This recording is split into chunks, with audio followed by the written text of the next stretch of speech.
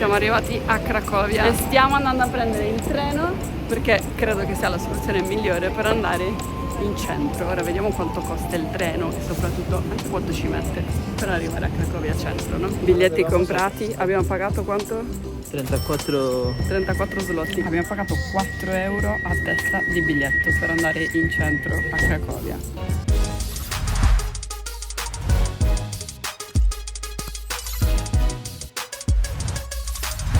40 minuti ci abbiamo messo, 40 minuti siamo qui, nel centro di Cracovia.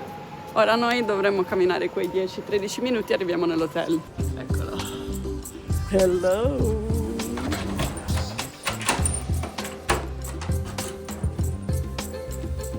Tan, tan, tan. No.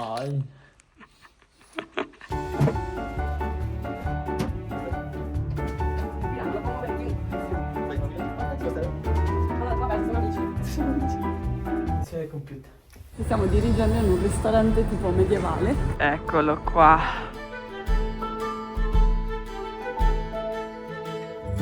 Entriamo? Sì. Morskie Oko è un ristorante di cucina tradizionale polacca, ispirato a quanto pare alle montagne Tatra. E lo avevo già adocchiato sui social, quello che mi aveva infatti colpito era la location, la cucina autentica e soprattutto i balli e la musica folcloristica dal vivo. È tutto vero, peccato che nessuno dei video ti spiegava che i balli e la musica si fanno solo in una sala specifica. E per prenotare lì, chiaramente bisogna farlo con largo anticipo, richiedendolo espressamente. E noi, nonostante avessimo prenotato qualche settimana prima di arrivare a Cracovia, purtroppo è toccato un tavolino un po' nascosto. Ma va, pazienza, ci rifaremo con il cibo. La birra è molto buona, vero? Buonissimo.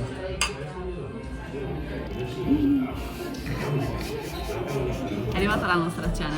Teo ha preso una zuppa di krauti con carne, ravioli sempre con carne, che questi sono famosissimi qui a quanto pare, il formaggio, una bella zuppa di champignon.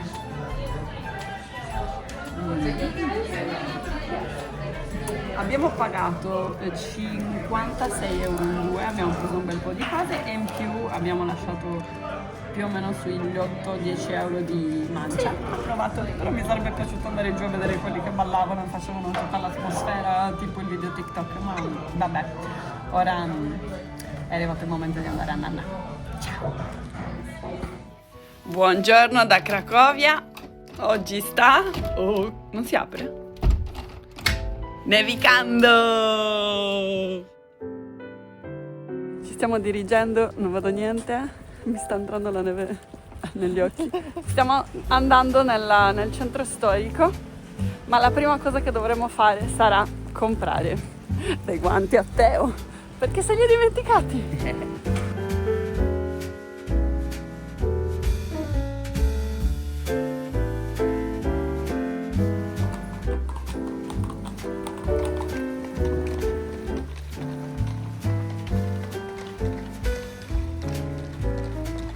Dentro il mercato dei tessuti e ora andremo alla ricerca dei guanti per Teo. Ci facciamo un po' di giretti in questo mercato che è carino, non è grandissimo, cioè meglio. Il mercato dei tessuti di Cracovia, il Sukiennice, è un posto storico e rinomato proprio al centro della piazza del mercato, che è una delle piazze medievali più grandi d'Europa.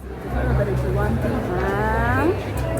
Una volta era un centro per il commercio di stoffe preziose e spezie, oggi invece è pieno di bancarelle che vendono di tutto, qualsiasi tipo di souvenir, artigianato locale e gioielli in ambra. Io non lo sapevo, ma il Baltico è il più grande deposito di ambra di tutto il mondo, quindi io sono in Polonia e ora ho capito perché nel mercato dei tessuti è pieno, strapieno di ambra. Diciamo che è un posto chiaramente molto turistico, ma da vedere. Vedi questa chiesa, questa basilica? Si chiama Basilica di Santa Maria ed è famosa qui perché ha due torri diverse, una è più grande dell'altra. Si dice che due fratelli furono incaricati di costruire le torri della Basilica di Santa Maria a Cracovia. Il fratello minore, invidioso perché la torre del fratello maggiore era più alta e bella, lo uccise con un coltello. E esattamente nel mercato dei tessuti che si trova davanti a questa basilica, che è questo qua, si trova un coltello che è quello lì, che è messo lì per ricordare che il crimine non paga. La Basilica di Santa Maria è davvero bellissima all'interno, l'ingresso è gratuito e lo stile gotico è veramente impressionante. Quindi entri però ti bloccano là, non puoi andare fino in fondo. Non so se sia sempre così o se abbiamo beccato il momento sbagliato, ma comunque vale la pena dare un'occhiata. Non è finita qui perché nella Basilica di Santa Maria, ogni scoccare dell'ora, praticamente esce un trombettista. Questo trombettista suona una melodia da anni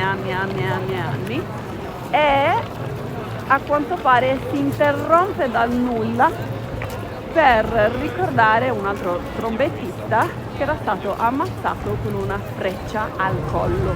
Eccolo lì, si vede la trombettina. Eccolo.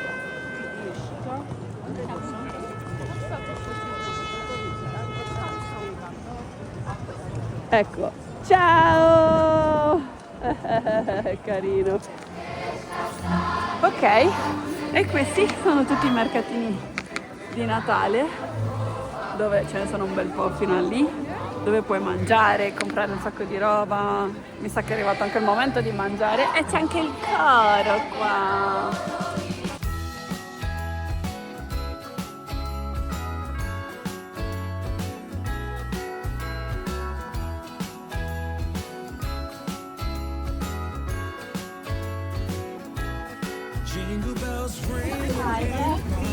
One of pumpkin and one of tomato.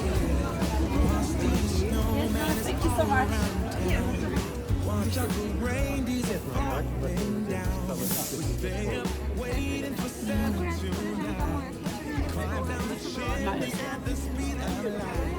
Non potevo resistere al formaggio. Alla faccia, 2,35 € uno. Vabbè, siamo anche nella piazza più turistica di Cracovia, quasi sotto Natale, però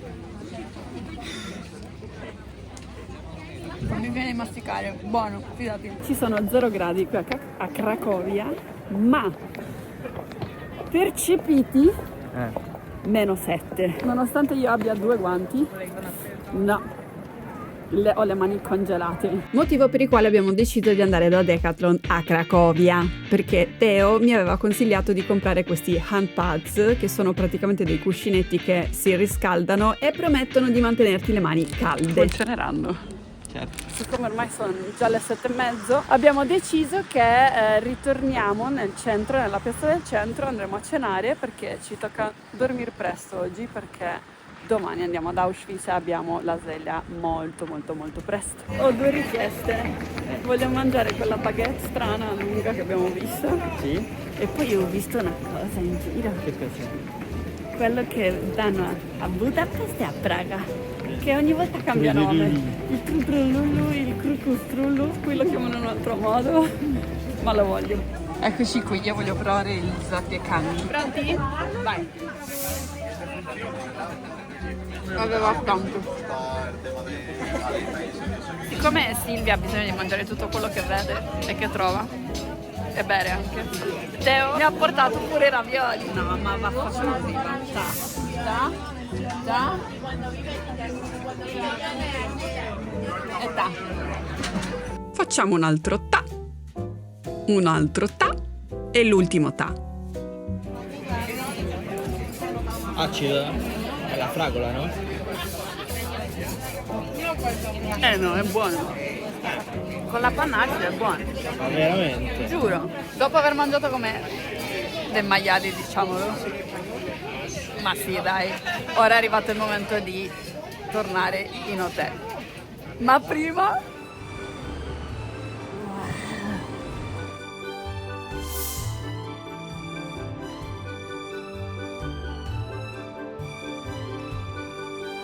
costano anche di meno. Vedi? Come vero. te ne vai dai centri turistici? Qui siamo un po' più fuori e costa 16 contro 30. Così, giusto per dire. Thank you.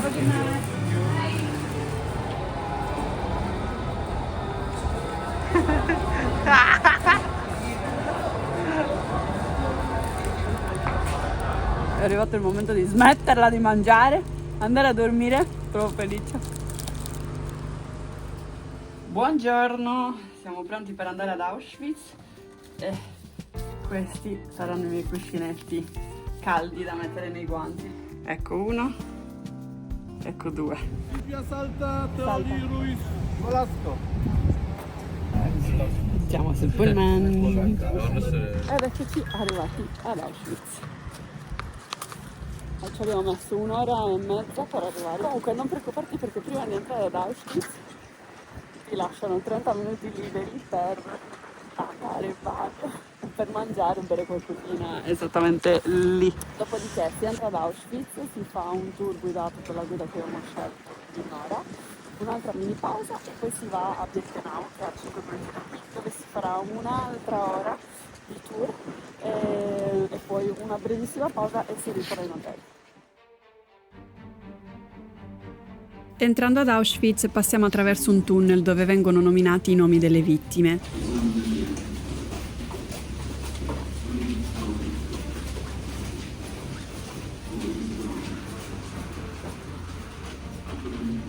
Poco dopo raggiungiamo la famosa scritta Arbeit macht frei, che significa il lavoro rende liberi.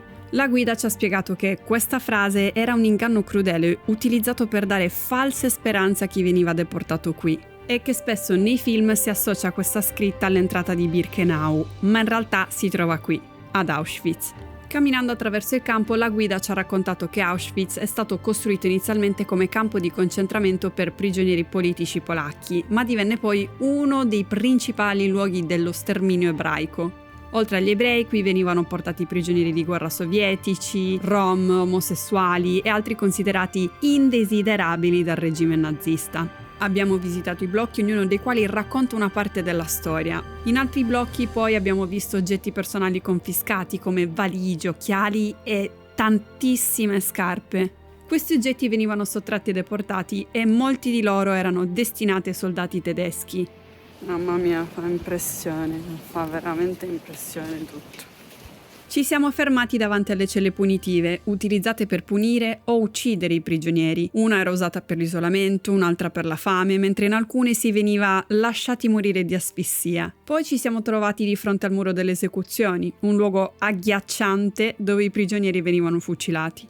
Ci siamo trovati circondati da torri di guardia e filo spinato che delimitavano il campo. La guida ci ha raccontato che le guardie avevano l'ordine di sparare a chiunque si avvicinasse troppo al filo. In alcuni casi, per il loro crudele divertimento, spingevano i prigionieri a farlo deliberatamente, usando questo pretesto per ucciderli.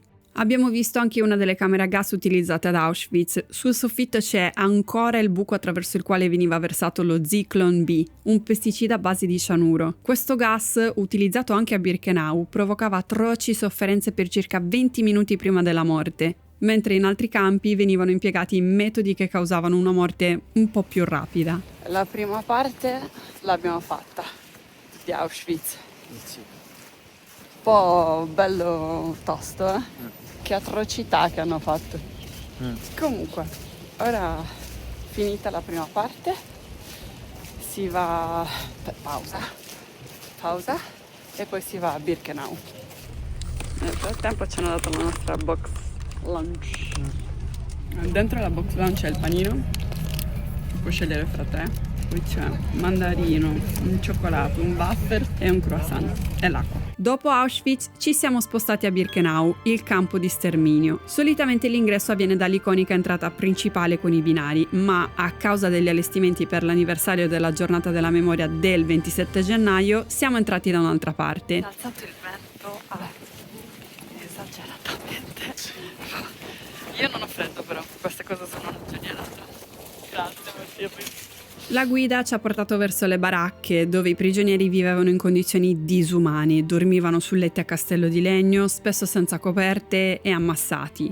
Da lì siamo arrivati ai binari principali, dove i treni deportavano migliaia di persone ogni giorno. Un medico decideva il destino di ciascuno con un semplice gesto del pollice. Chi andava a sinistra veniva mandato nelle camere a gas e ucciso subito. Chi andava a destra veniva assegnato ai lavori forzati. Abbiamo poi visto le rovine delle camere a gas e dei forni crematori, distrutti dai nazisti nel tentativo di nascondere le prove dei loro crimini. La guida ci ha spiegato che spesso ai deportati veniva detto che avrebbero fatto una doccia, questo per ingannarli e per mantenere l'ordine, ma quelle docce erano in realtà invece le camere a gas dove venivano uccisi. Infine abbiamo visitato il memoriale, dove una frase incisa e tradotta in diverse lingue ricorda il dolore e la memoria di milioni di persone. Il nostro tour si è concluso con la guida che ci ha ricordato che Auschwitz e Birkenau furono liberati il 27 gennaio del 1945 dalle truppe sovietiche, ponendo fine alle atrocità commesse in questi luoghi. Oggi visitare questi campi significa onorare la memoria delle vittime e impegnarsi affinché tragedie simili non si ripetano mai più. Tour di Auschwitz e Birkenau finito. Ci abbiamo messo 1 ora e mezza ad andare e 1 ora e mezza a tornare. E niente, ora andiamo un attimo in hotel e decidiamo come proseguire la giornata che è praticamente senza luce. Abbiamo deciso di fare un giretto nel quartiere ebraico prima di cenare, di mangiare qualcosina. Questa a quanto pare è una specie di piazzetta con lo street food. Ah, è proprio street food, tipo mercatino. È pieno, tipo una piazzetta. Guarda. Eccoli le baguette. Abbiamo deciso di prendere un altro di quelle baguette che ci sono piaciute tanto. Ecco, la metà praticamente di quello di ieri.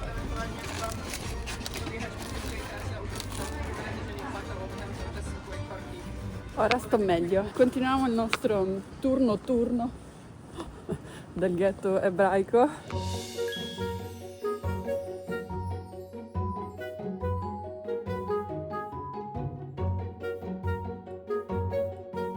Siamo esattamente nel posto dove hanno girato il film.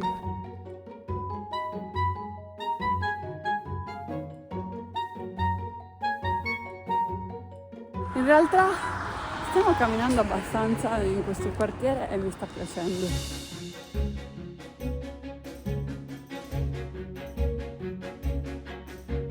Oh mamma, salve. Sono tutte sculture di acrobati, molto carino, molto carino. Siamo arrivati qui nella piazza, in una piazza famosa di Cracovia, che è la piazza degli eroi. Se vieni qui vedrai tutte queste sedie che sono praticamente un omaggio agli ebrei e si dice che ogni sedia rappresenti 1000 ebrei uccisi. E esattamente vicino alla piazza degli eroi c'è un museo che era l'antica farmacia del ghetto, dove appunto questo signore qua ha salvato tantissime vite ebree durante la seconda guerra mondiale. Questo a quanto pare è un museo e chiaramente ora è tardi ed è chiuso, ma pare sia una farmacia proprio intatta. Ormai si sono fatte le 8:30 e andiamo a cercarci un posto, un ristorante o insomma un posticino dove mangiare a calduccio.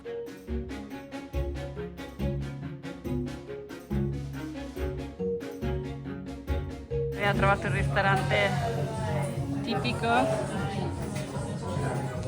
polacco. Credo che proverò la zuppa di barbabietola. No, è buonissima. Provala. Provala.